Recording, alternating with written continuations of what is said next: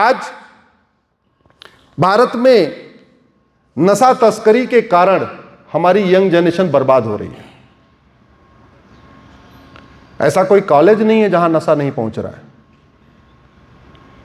2-2 बच्चे हैं, 5 से ज्यादा वाला कोई है क्या इधर?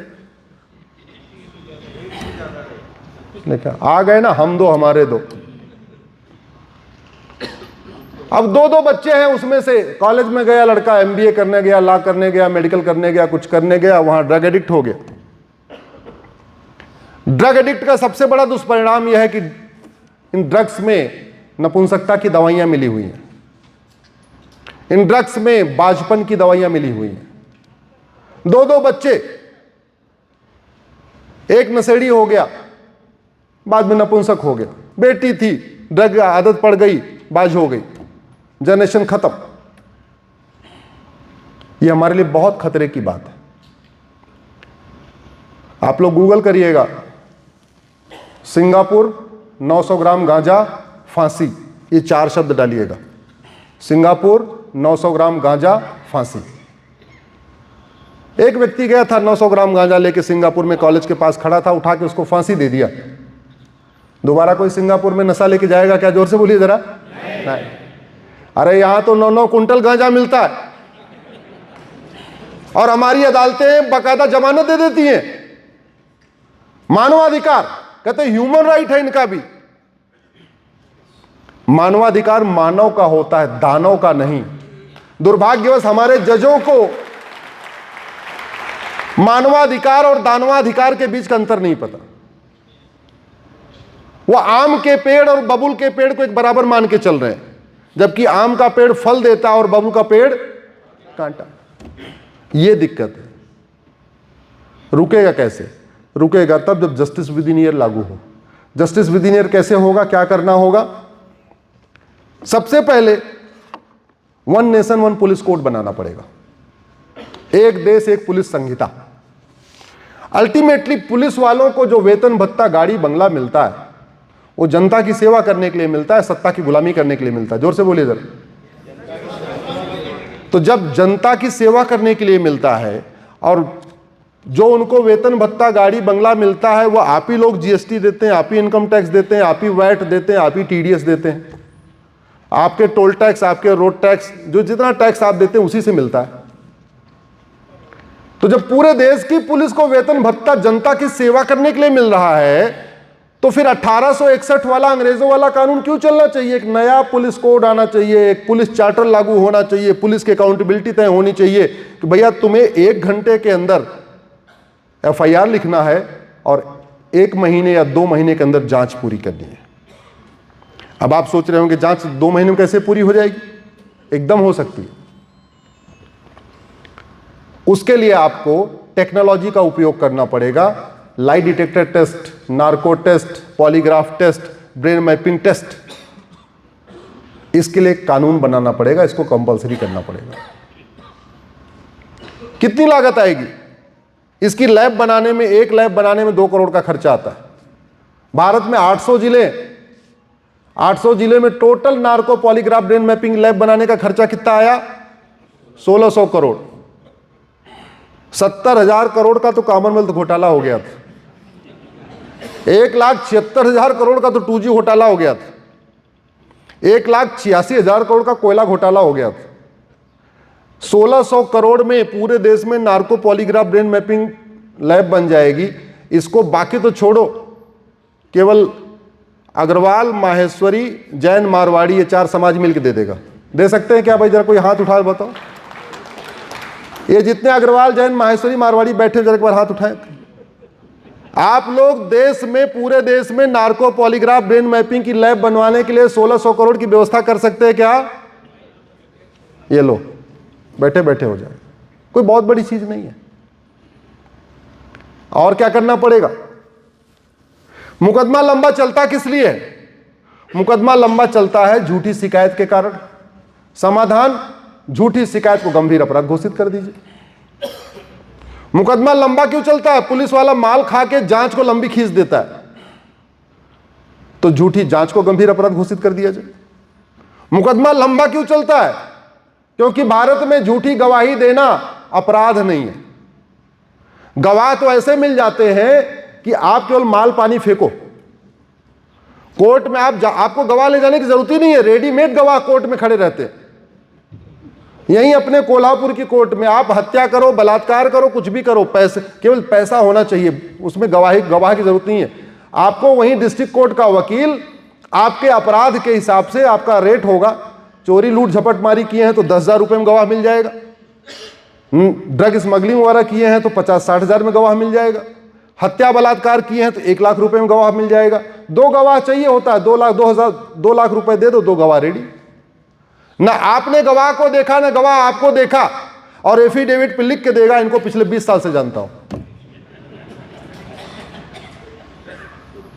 तो झूठी गवाही बंद, झूठी गवाही को गंभीर अपराध घोषित किया जाए, झूठा एफिडेविट फाइल करने को गंभीर अपराध घोषित कर दिया जाए। और मुकदमा लंबा क्यों चलता है? जज साहब माल पानी लेके डेट देते रहते हैं। जब मैं कहता था न्याय बिकता है तो कोई मानता नहीं था। इस बार होलिका माता ने हमारी मांग मान लिया। पहले मैं कहता था न्याय बिकता तो लोग मानते ही नहीं थे। क्यों? क्योंकि जब तक आंखों से देखेंगे नहीं तब तक कहीं सुनी नहीं माने। इस बार भारत की राजधानी दिल्ली में होलिका माता ने होली के दिन नोटों को बंडल में आग लगा दिया। बोले देख लो ये हाई कोर्ट के जज हैं, और 10 बोरा मिला, 15 बोरा मिला, उसकी तो बात ही समझ में नहीं आ रही कितने बोरे मिले। लेकिन ये 10 बोरा था या 15 बोरा था, ये किसी अच्छे व्यक्ति ने तो नहीं दिया होगा, या तो किसी आतंकवादी ने दिया होगा, या तो किसी ड्रग स्मगलर ने दिया होगा, या किसी अलगाववादी ने दिया होगा, या ह्यूमन जो मानव तस्करी करते हैं, बेटियों को बेचते हैं, उन्होंने दिया होगा। अरे गरीब आदमी, आम आदमी के पास 10 बोरी नोट मिलेगी क्या किसको देने के लिए? अगर किसी व्यापारी ने भी दिया होगा तो भी अब्दुल करीम तेलगी जैसा होगा। ईमानदार व्यापारी तो नहीं दे देगा 10 बोरी नोट। क्यों देगा भाई? जो आदमी सही पे है वो क्यों देगा? तो इसलिए जजों की अकाउंटेबिलिटी तय करने के लिए एक जुडिशियल चार्टर लागू करना पड़ेगा, और उसमें लिखना पड़ेगा कि अगर फैसले से स्पष्ट हो गया कि आपने माल पानी दे के फैसला दिया है तो आपको सजा मिलेगी, और वैसे सजा मिलेगी जैसे नॉर्मल भ्रष्टाचारी को मिलती है। दुर्भाग्य देखिए, नोटों का बोरा मिल गया, अभी तक एफआईआर नहीं हुई है। जब एफआईआर ही नहीं हुई तो जांच कैसे होगी? जब जांच नहीं होगी तो सजा कैसे होगी? और जब सजा नहीं होगी तो जजों के मन में खौफ कैसे आएगा? उनको लगता हो कानून के ऊपर है, माइल है एकदम। ये व्यवस्था बदलनी चाहिए कि नहीं? दुर्भाग्य देखिए, सुप्रीम कोर्ट अपने फैसले में राष्ट्रपति को कह रहा है 3 महीने के अंदर फैसला करो, लेकिन सुप्रीम कोर्ट के जजों ने अभी तक ये नहीं कहा इस भ्रष्ट जज के खिलाफ एक एफआईआर करो।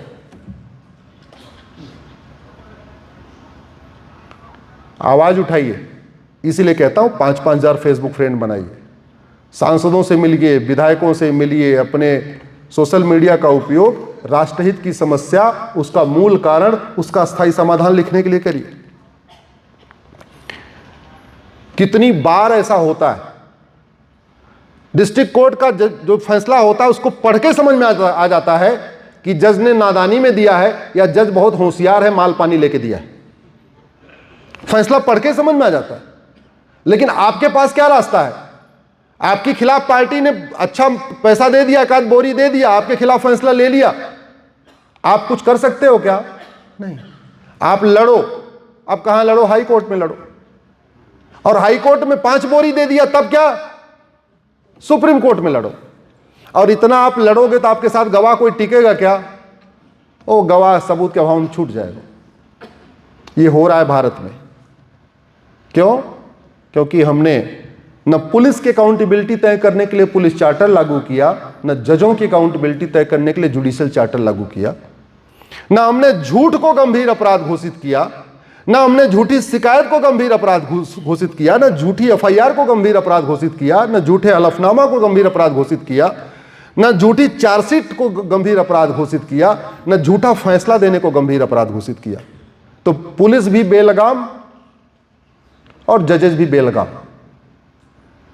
अभी कल परसों खबर आई थी, उत्तर प्रदेश में एक थानेदार अपनी बुलेट ठीक कराने गए। ठीक कराने के बाद उस गरीब आदमी ने बोला साहब पैसे दे दो। उसके ऊपर इतनी धारा लगा दिया कि 25 साल के बाद बेचारा वो बेगुनाह साबित हुआ। क्या गलती थी? अरे बुलेट ठीक किया था, पैसे मांग रहा था। यह दिमाग 7वें आसमान पे क्यों है? क्योंकि 1861 का पुलिस एक्ट चल रहा है, जो अंग्रेजों वाला कानून चल रहा है। वही कानून चल रहा है जिस कानून का उपयोग करके जलियांवाला बाग में नरसंहार हुआ था। वही कानून चल रहा था जिस कानून का उपयोग करके वीर सावरकर को काला पानी दिया गया था। वही कानून चल रहा है जो अंग्रेजों ने भारत को गुलाम बनाने के लिए बनाया था। चूंकि कानून वही चल रहा है, अंतर यह हुआ जो पुलिस पहले अंग्रेजों के इशारे पर नाचती थी, अब वो सत्ता के इशारे पर नाचती है। सत्ता चाहे आतंकवादियों का मुकदमा वापस ले ले। उत्तर प्रदेश में हो रहा था, सपा की सरकार में आतंकवादियों का मुकदमा वापस हो रहा था। ऐसा ही कानून चाहिए क्या हमें? और हम बात करते हैं हम तो सिंगापुर को टक्कर देंगे, अमेरिका को टक्कर देंगे, किसको किसको टक्कर देंगे। भय बिन होए न प्रीत, सठे साठम समाचरित, लोहा लोहे को काटता है। भारत में कानून का राज है, तो कानून अच्छा होगा तो राज अच्छा होगा, और कानून घटिया होगा तो राज घटिया होगा। और डॉक्टर बदलने से बीमारी ठीक नहीं होती, याद रखिएगा। हॉस्पिटल बहुत अच्छी हो और डॉक्टर अच्छे ना हो, बीमारी ठीक होगी क्या? जोर से बोलिए जरा। नहीं। हॉस्पिटल अच्छी हो, डॉक्टर भी अच्छे हो, दवाई गड़बड़ हो, बीमारी ठीक होगी क्या? नहीं। हॉस्पिटल भी अच्छा, डॉक्टर भी अच्छा, दवाई भी अच्छी, लेकिन दवाई टाइम पे नहीं दिया तो बीमारी अच्छी ठीक होगी क्या? अच्छा, डॉक्टर भी अच्छे, लेकिन हड्डी वाला डॉक्टर आंख का इलाज कर रहा है, आंख वाला डॉक्टर पैर का इलाज कर रहा है, गले वाला डॉक्टर जो पेट का ऑपरेशन कर रहा है, आदमी मरेगा या जिंदा रहेगा? भारत में यही तो हो रहा है। मंत्री बनाते समय क्या देखा जाता है? किस कास्ट का है। मंत्री बनाते समय यह नहीं देखा जाता कि जिसको हम शिक्षा मंत्री बना रहे हैं ये शिक्षक बनने लायक है कि नहीं, टीटी क्वालिफाई करने लायक है कि नहीं।